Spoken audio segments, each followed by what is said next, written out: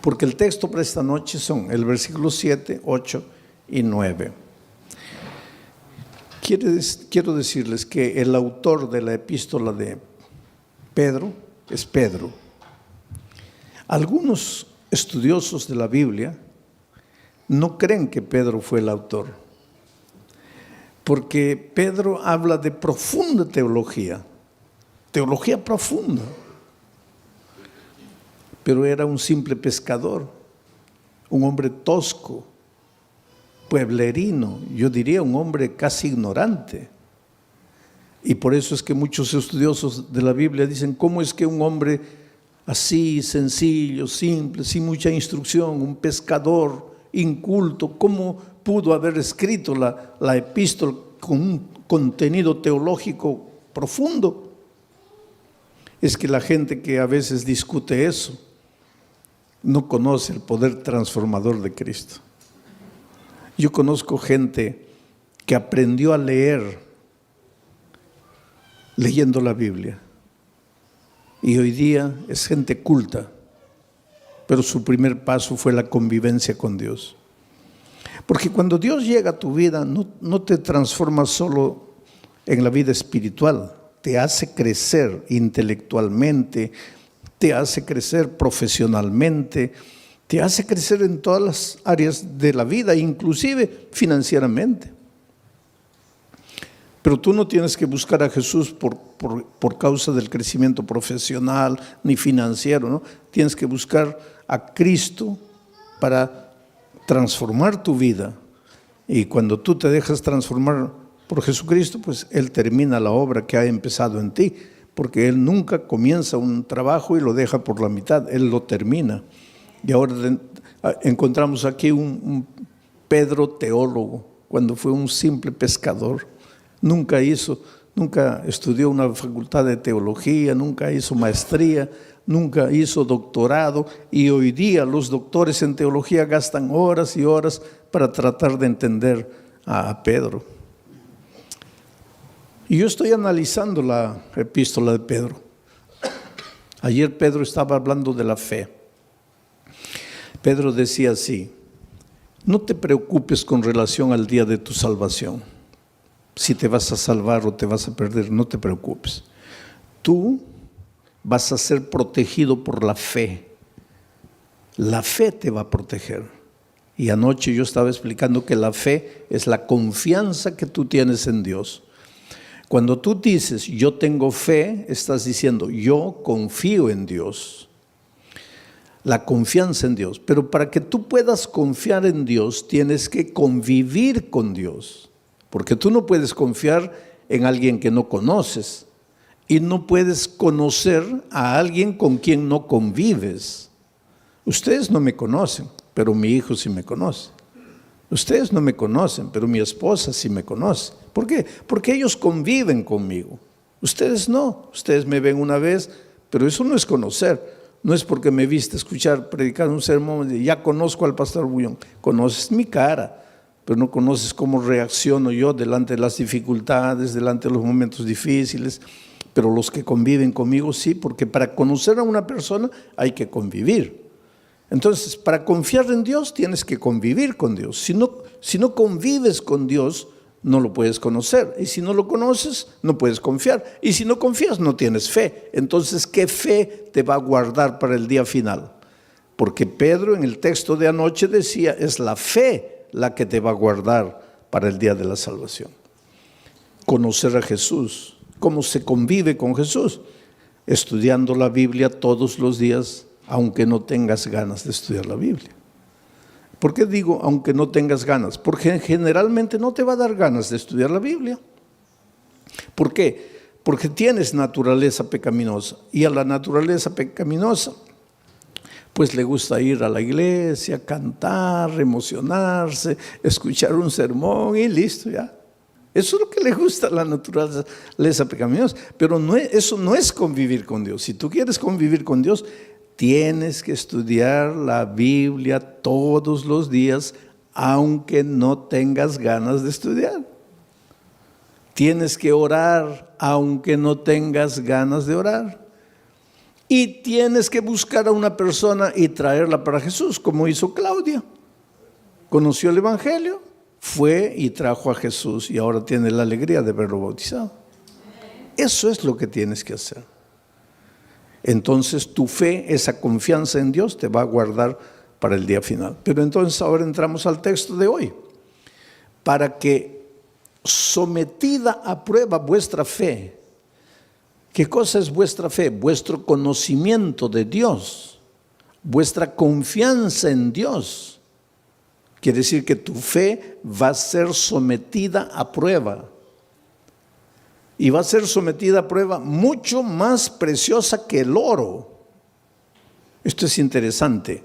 Los mineros agarran el oro y lo ponen a altas temperaturas de fuego. ¿Para qué?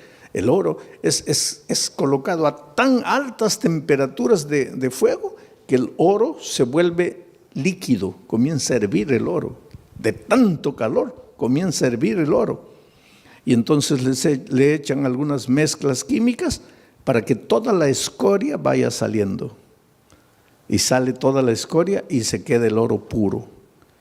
Y cuanto más fuego le ponen al oro, más puro se queda el oro. Por eso ustedes han escuchado hablar de oro 18 quilates, 22 quilates. Eso es pureza del oro. Y el oro más puro es el oro que ha sido más quemado. Ahora es interesante, porque si le colocamos fuego a este púlpito, el fuego lo quema. Pero si le colocamos fuego al oro, el fuego lo purifica al oro. Destruye al púlpito, pero purifica al oro. Ahora dice el texto bíblico de Pedro que el fuego es la prueba, son las pruebas de la vida.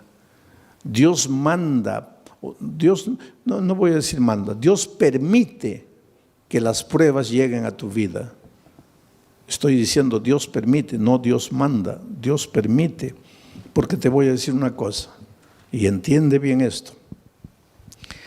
¿Qué cosa es prueba? Todo lo que te hace sufrir, lo que te hace llorar, lo que te aflige, pérdida del empleo, tu hijo se enferma, tu mamá muere, tu esposo te abandona.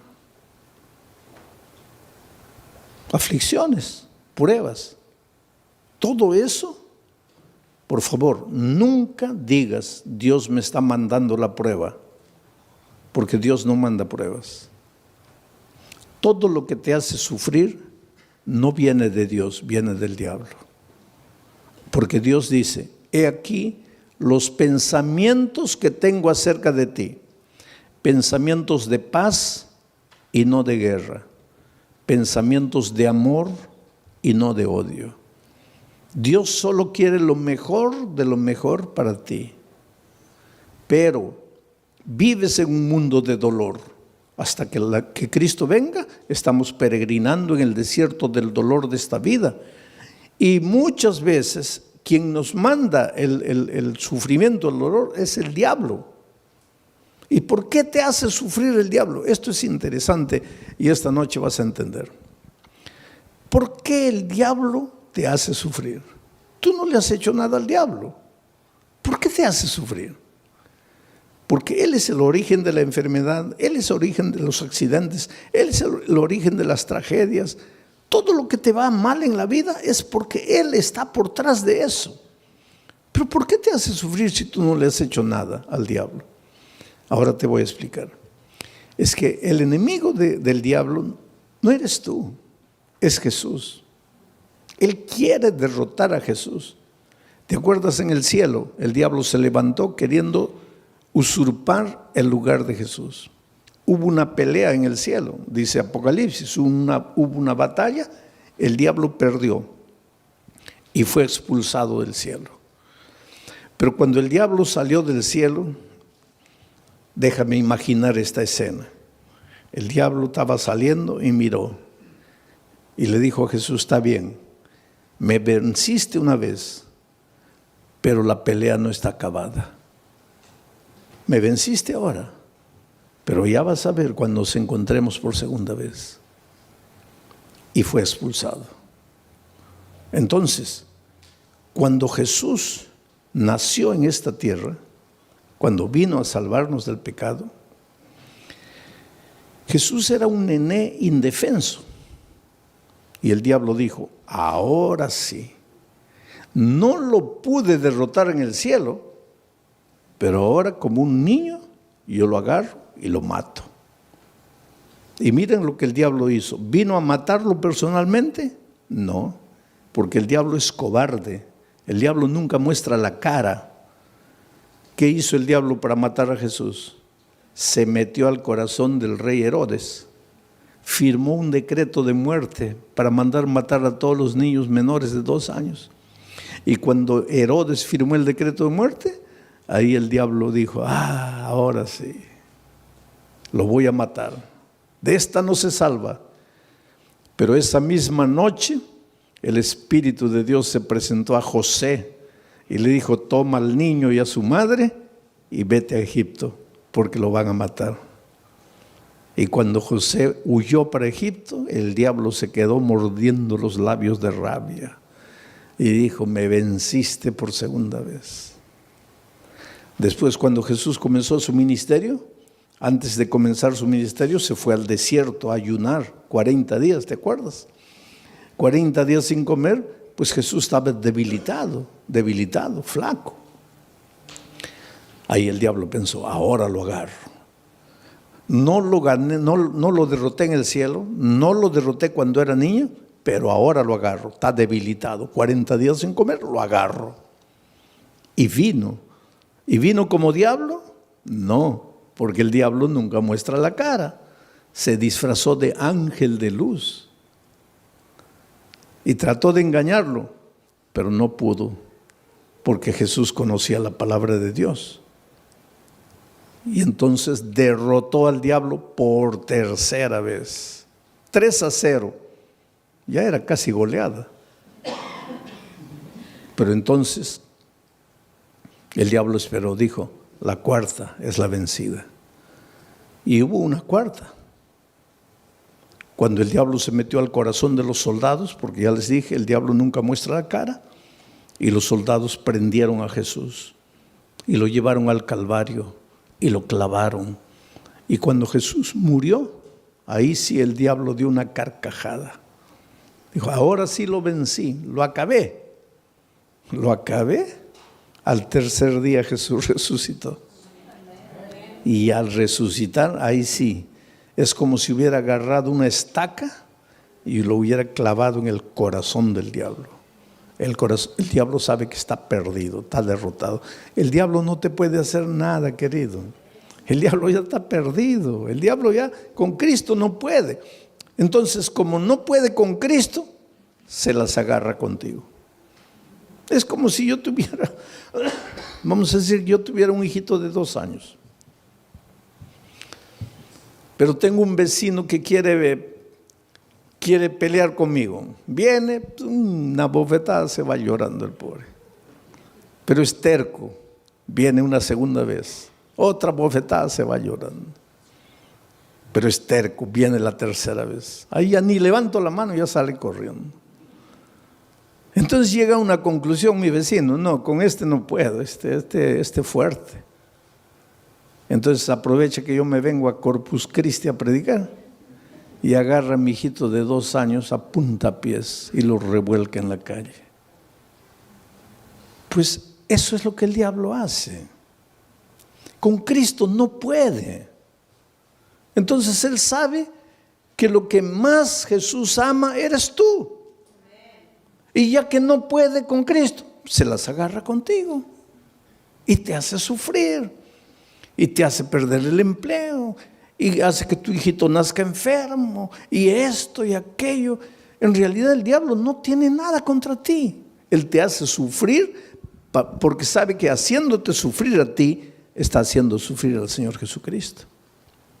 Pero ahora viene Pedro y dice así, pero es que los sufrimientos que te llegan a la vida no te pueden destruir porque tú no eres madera, tú no eres plástico, tú eres oro. Y si el fuego de la prueba purifica el oro, mucho más el fuego del dolor, del sufrimiento, va a purificar tu fe. Quiere decir, cuando el dolor llegue a tu vida, tú lloras. Si tienes que llorar, llora. Pero no te separes de Jesús. Dile, Señor, yo no entiendo por qué estoy sufriendo.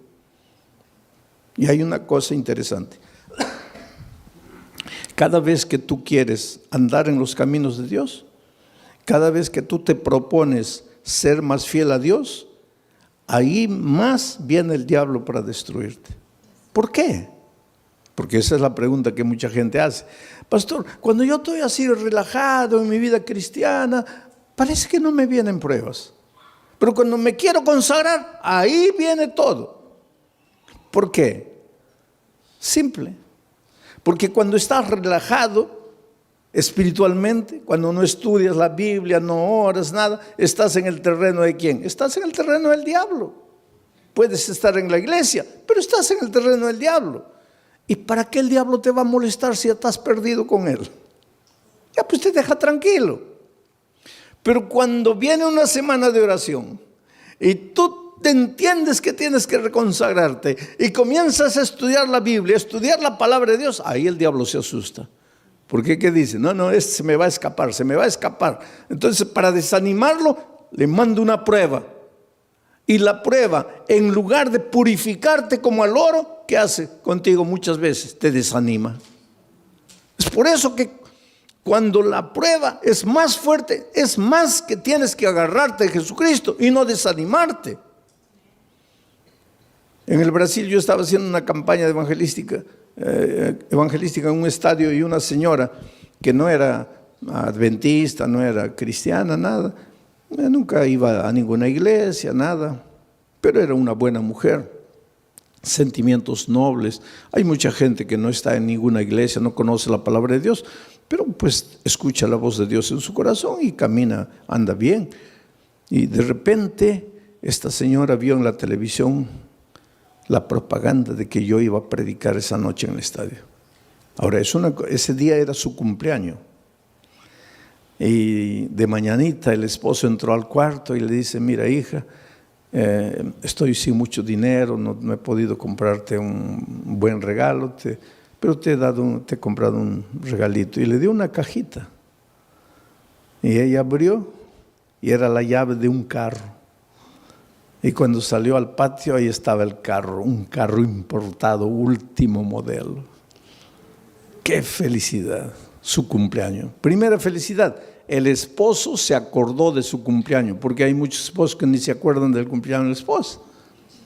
Segunda felicidad, le regaló. Tercera felicidad, no le regaló cualquier cosita, le regaló un carro último modelo.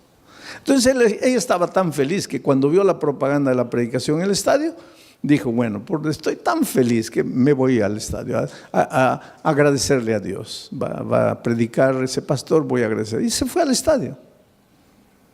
Feliz de la vida, entró. En la hora del llamado se levantó, vino adelante, le entregó la vida a Jesucristo. Dijo, ay, qué día tan feliz. Hoy es mi cumpleaños, hoy mi esposo me regaló el carro, hoy me entregué a Jesús. No, este es el día más feliz de mi vida. Y cuando sale a agarrar su carro en la playa de estacionamiento, los ladrones se lo habían llevado. Ahí ella comienza a pensar, toda mi vida no quise saber nada de iglesia, no quise saber nada de Dios y nunca me robaron ni un alfiler. Y hoy que le entrego mi vida a Cristo me roban el carro. ¿Qué Dios es ese? Ahí está la astucia del diablo. Tú preocúpate cuando no vienen pruebas a tu vida, querido. Porque a veces no vienen pruebas a tu vida porque el diablo está tranquilo contigo. ¿Para qué te va a mandar pruebas? Pero atrévete a entregarte al Señor Jesús, a caminar en sus caminos, que ahí viene el diablo con todo para desanimarte. Ahora vamos al texto bíblico una vez más. Para que sometida a prueba vuestra fe, sí, porque tu fe tiene que ser sometida, porque una cosa es, sí, yo creo, yo creo. Eso no es fe. Eso no es fe. Por eso es que el creer siempre viene acompañado del bautismo. El texto de Marcos 16 dice: el que creyere y fuere bautizado, este será salvo. El problema es el idioma, porque en español creer y ser bautizado son dos cosas. Pero es que Marcos no escribió ese versículo en español, porque Marcos no hablaba español. Marcos escribió ese versículo en griego, el idioma que él hablaba. Y en griego no son dos conceptos, el que creyere y fuere bautizado, no. Es un solo concepto, el que creyere siendo bautizado. O sea, en griego, creer no es solo mover la cabeza, no es solo teoría. El creer intelectual viene acompañado del creer práctico. Si tú crees, te bautizas. Si no te bautizas, es porque tu creer se quedó en la teoría. Y ese creer teórico no te salva. Te voy a hacer pensar un poco. El otro día una señora me preguntó: pastor, ¿el diablo es ateo? A ver, ¿qué piensan ustedes? ¿El diablo es ateo? No, el diablo no es ateo, querido. Y Santiago explica eso. Dice: tú crees en Dios, haces bien. Pero el diablo también cree. Y no solo cree, ¿qué más hace? Tiembla. Ahora, si el diablo cree y tiembla, ¿por qué no se va a salvar? Porque su creer es teórico. Su creer no es práctico. Entonces, mucha gente hoy, muchos cristianos, sí, yo creo, bautízate. No, bautismo no, pero yo creo. Eso no existe. Yo creo, pero no me bautizo. Eso no existe, porque el creer bíblico es creer siendo bautizado. Es decir, la teoría y la práctica van juntos. Y tu fe cuando es práctica, tiene que ser probada. Tiene que ser probada. Porque el sufrimiento es como el dolor. Si tú comienzas a levantar pesas, comienza a doler. Levantas 10, ya pesa. Y comienza a doler. Al día siguiente 15, duele. Al otro día 20, duele, pero después te agarran aquí, pura piedra. Así es la fe. Cuanto más te duele, cuanto más dolor viene, cuanto más sufrimiento, tu fe más fuerte, más fuerte, más fuerte. Es por eso que en medio del dolor tienes que agradecer a Dios, porque Él sabe, Él no te manda el dolor, pero Él aprovecha el dolor que el diablo te manda para fortalecer tu fe. Para que sometida a prueba vuestra fe, mucho más preciosa que el oro, el cual, aunque perecedero, se prueba con fuego. El oro que perece, que es de esta tierra, se prueba con fuego. Entonces, si el oro se prueba con fuego, la fe, que vale mucho más, ¿cómo no se va a probar con fuego? Claro que tiene que venir el fuego del dolor. Para que sometida a prueba vuestra fe, mucho más preciosa que el oro, el cual, aunque perecedero, se prueba con fuego, para que entonces vuestra fe sea hallada en alabanza, gloria y honra. Quiere decir que tu fe es bombardeada por el diablo. Te arranca lágrimas, te hace sufrir. Muchas veces sientes que ya no puedes resistir de tanto dolor, de tanto sufrimiento. Aguanta un poco. En el nombre de Jesucristo, aguanta. ¿Por qué? Porque tu dolor se va a transformar en alabanza, gloria y honra. ¿Pero cuándo? ¿Cuándo? Lee la Biblia y respóndeme. ¿Cuándo? Cuando Cristo venga.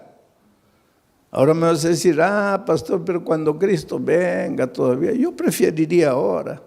Pues eso es lo que mucha gente hace. Prefiere la hora, cortito, y pierde la eternidad toda. Yo cuando era chico, íbamos a salir de vacaciones, las pocas, tal vez la única vacación que salí con mi padre, mis hermanos. Íbamos a viajar a un lugar donde no había dentista, no había nada. y me comenzó a doler el diente, ¿no? Y mi padre me dice, mira, antes de salir vamos a arrancar el diente.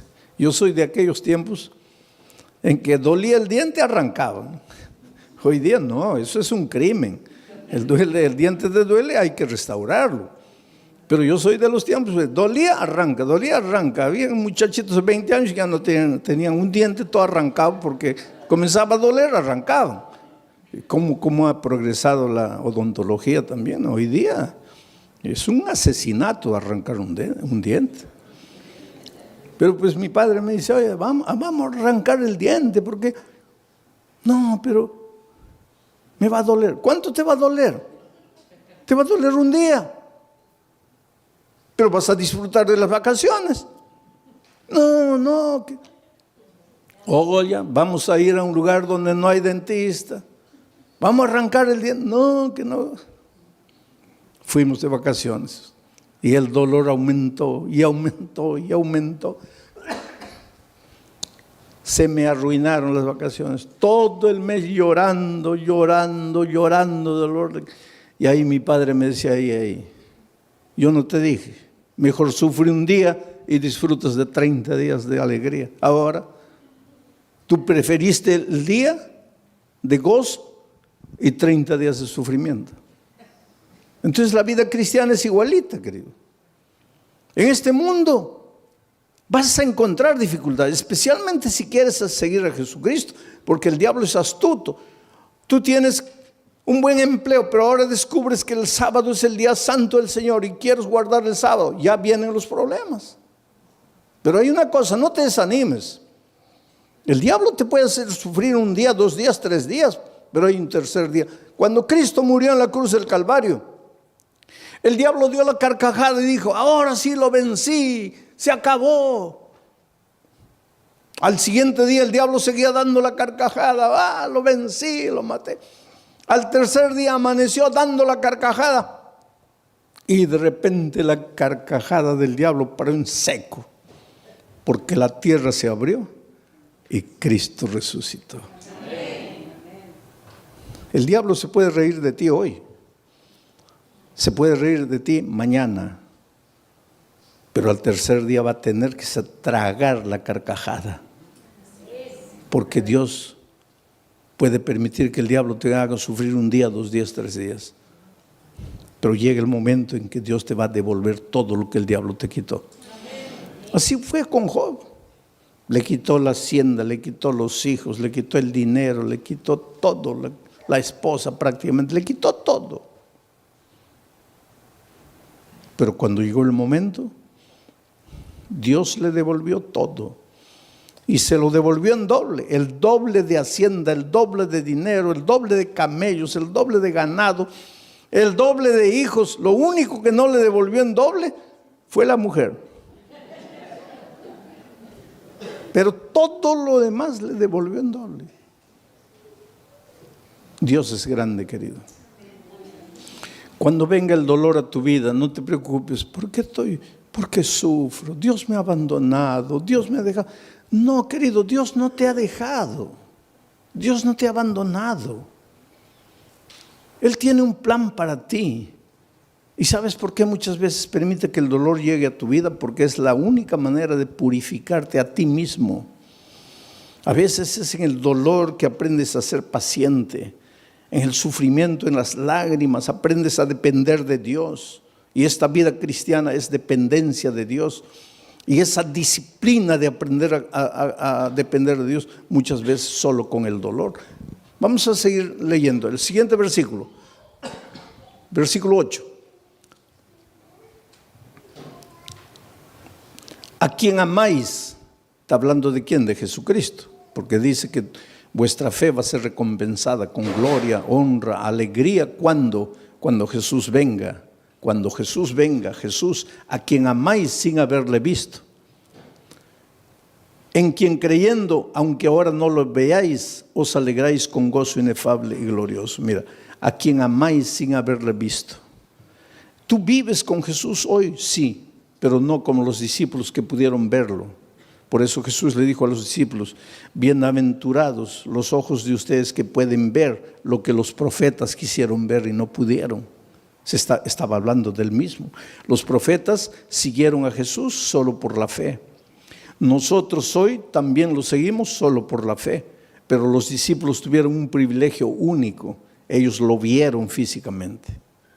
Pero aunque nosotros no podamos verlo físicamente, igual podemos verlo a través del estudio de la Biblia, de la oración y trayendo una persona para Cristo. Estamos conviviendo con Jesús.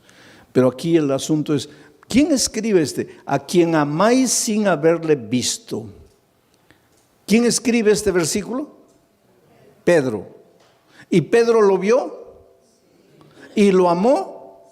¿Y por qué lo traicionó? Ustedes se acuerdan que después de la traición Jesús ya había resucitado y los discípulos estaban en la playa. Y el pobre Pedro, cuando Jesús apareció en la playa, estaba mirando para otro lado, avergonzado. Ay, ¿qué me va a decir? Que lo he traicionado, porque después de la crucifixión ya no lo vio. Ahí se encontraron en la playa con Jesús resucitado. Y Jesús apareció y Pedro: ay, Señor, en algún momento me va a llamar aparte, me va a dar una bronca porque lo traicioné. Y efectivamente, en un momento, Pedro se acercó. Jesús se acercó y Pedro dijo: ahora viene la paliza. Y Jesús le hizo una pregunta: Pedro, ¿me amas? La última cosa que Pedro imaginaba era esa pregunta: ¿me amas? Sí, Señor. No, Pedro. ¿Cómo sí, Señor? Te estoy preguntando si me amas. Sí, Señor. No, calma. ¿Por qué tanta prisa? No me has entendido. Te estoy preguntando si me amas. Y ahí él se dio cuenta de por qué Jesús le preguntaba eso. Y comenzó a llorar. Y dijo: Señor, yo sé, tú sabes todas las cosas. Tú no tienes ninguna razón para creer que yo te amo. Te he fallado. Pero me das la oportunidad de amarte. Y Jesús le dijo: claro que sí. Y todavía te voy a confiar una misión: predicar el Evangelio. Y algunos días después, Pedro se levanta para predicar un sermón y bautiza a 3,000 personas.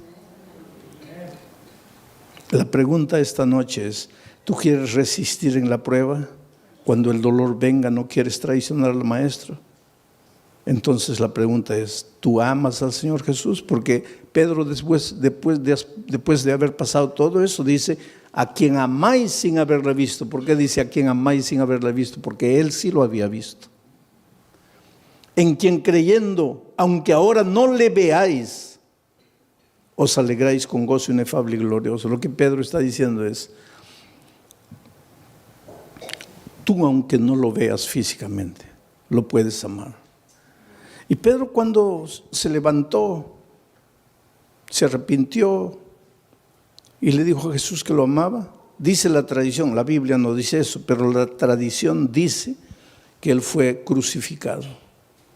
Y cuando lo iban a crucificar, él dijo: no soy digno de ser crucificado como mi Maestro. Crucifíquenme de cabeza para abajo. Y lo crucificaron de cabeza para abajo. No hay prueba bíblica para decir eso, pero la tradición dice. Sea como fuere, sabemos una cosa: después de transformado por el poder de Dios, él ya no tuvo miedo de morir por Dios. Oh, querido, Dios tiene un plan muy, muy bonito para tu vida. Las tristezas y dolores que llegan a tu vida tienen sentido, pero tienen sentido cuando tienes fe. Hace muchos años atrás, en la ciudad de San Pablo, los jóvenes de una iglesia fueron a participar de un congreso en el sur del país. 40 jóvenes, miembros del coro de la iglesia. Y el sábado en la noche, terminado el congreso, regresaban para San Pablo. Y el ómnibus se chocó. Sabe que los jóvenes venían cantando himnos, los himnos del coro. Venían cantando en el ómnibus y el ómnibus se chocó contra un camión cargado de fierro de construcción. Y el fierro los atravesó. Así los hizo como los peruanos me van a entender, como anticuchos, ¿no? Los atravesó. 22 jóvenes murieron. Al día siguiente los periódicos publicaron una noticia. Y un periódico atrevido publicó así: ¿dónde estaba Dios cuando sus hijos cantaban? ¿Por qué no los cuidó? Es que el dolor es un misterio, ¿sabes? Tal vez en este momento tú te preguntes, ¿dónde estaba Dios cuando mi hijito de 3 años murió? ¿Qué culpa tenía mi hijito para morir como murió de leucemia? ¿Qué mal había hecho? Es que no necesitas hacer mal para sufrir. El diablo se deleita en hacerte sufrir. Pero el dolor es como el fuego sobre el oro, o te purifica o te destruye. Interesante que entre esos jóvenes que habían muerto, había una chica que hace 6 meses había sido bautizada, contra la voluntad de sus padres. Ella tenía 22 años, una joven. El día que se bautizó, el padre le dijo: mira, olvídate que yo soy tu padre, que tú eres mi hija. Lo peor que podría haberme sucedido en la vida es que tú traicionaras la fe de tus padres, de tus abuelos, de tus bisabuelos. Pero la niña no había conocido solo la teoría del Evangelio, sino que el Evangelio se había hecho carne en su vida, de tal manera que ella se volvió una hija tan dulce, tan cariñosa, pero la madre y el padre nunca aceptaron el calor, el cariño, el amor de la hija.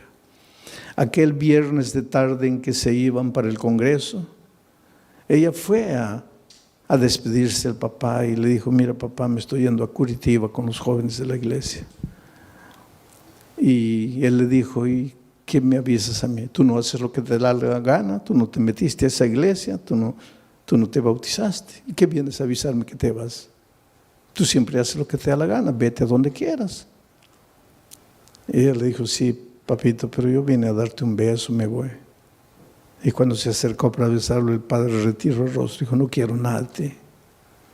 Y en el camino de vuelta, la niña muere. ¿Sabes que los hijos de Dios también morimos en accidentes? Entonces, cuando te pasa un accidente, no digo: ¿dónde estaba Dios? Dios está en el mismo lugar. Jesús dijo que cuando la lluvia cae, moja a los justos y a los injustos. Y cuando el sol sale, alumbra a los justos y a los injustos. Estamos en un mundo de dolor. Ese padre hizo tanto escándalo en la iglesia, ¿sabes? El día del sepultamiento, 22 cajones estaban ahí. Y mientras sepultaban a los jóvenes sobrevivientes que habían salido del accidente cantaban. Sus amigos estaban siendo enterrados y ellos cantaban, lloraban. Las lágrimas caían, pero cantaban. Lloraban porque tenían tristeza. Cantaban porque tenían esperanza. Es que los seres humanos que aprendemos a confiar en Cristo, somos capaces de cantar en medio del dolor. Mientras que el padre estaba destruido ahí, ¿sabes? Y cuando llegó el momento del bajar el cajón de la hija, él se arrojó y decía: entiérrenme con ella, quiero morir. Y abrazando al cajón le decía: mira, hijita, el viernes me quisiste dar un beso y yo no sabía que era el último beso y te rechacé. Por favor, perdóname. Quiero morir, quiero morir, quiero morir. Fue una escena triste, dramática, cuando sacaron al padre, terminó el entierro, todos se fueron. El hombre se quedó solito junto a la tumba de su hija. Y la mejor amiga de su hija, que salió viva del accidente, que fue justamente la que la llevó al Evangelio, al conocimiento de la palabra de Dios, Ya cuando se estaba yendo, volteó y vio que el papá de su amiga estaba ahí junto a la tumba y dijo, voy a volver. Yo sé que él no quiere hablar con nadie, pero voy a volver. Y volvió. Y se paró junto a él. Y él la miró, ¿qué quieres? Le dijo, mire, su hija va a resucitar. ¿Qué? Su hija va a resucitar.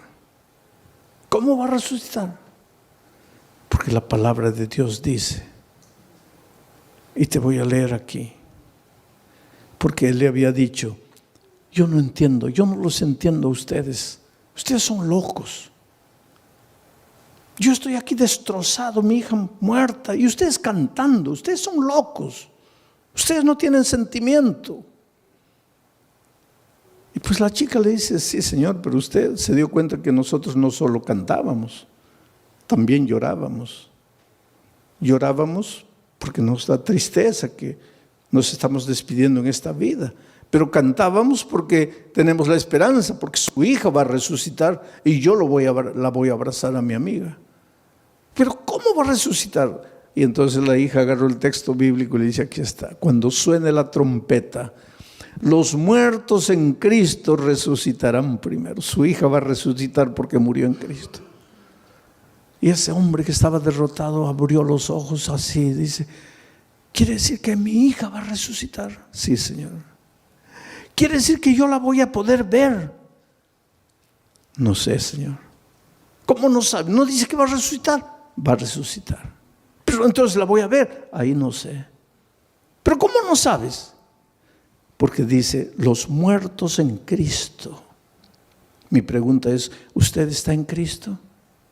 Si usted está en Cristo, la va a ver, la va a abrazar, va a vivir eternamente con ella.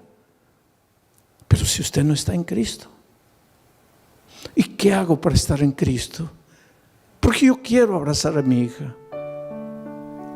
Y ella le dijo, abra su corazón aquí, dígale que ama a Jesús, que quiere caminar con Él, que quiere estudiar su palabra.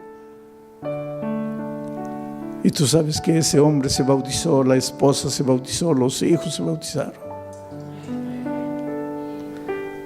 Yo solo imagino el día de la resurrección, cuando la niña resucite, transformada para vida eterna. Y vea venir a abrazarla a su padre, a su madre, a sus hermanos, todos vestidos de vestiduras blancas y corona de justicia en la cabeza. Y la hija diga, ustedes que me persiguieron, que me maltrataron por causa de la fe, ustedes están. Y el padre les diga, hija, tal vez si tú no hubieras muerto, nosotros nunca nos hubiéramos rendido a Jesús. El dolor no llega sin motivo. El dolor tiene un motivo. El dolor llega para purificarte, a veces llega para sacudirte, para hacerte pensar. Por eso la Biblia dice, hoy es el día de buena nueva, hoy es el día de salvación. Y por eso te voy a hacer una invitación.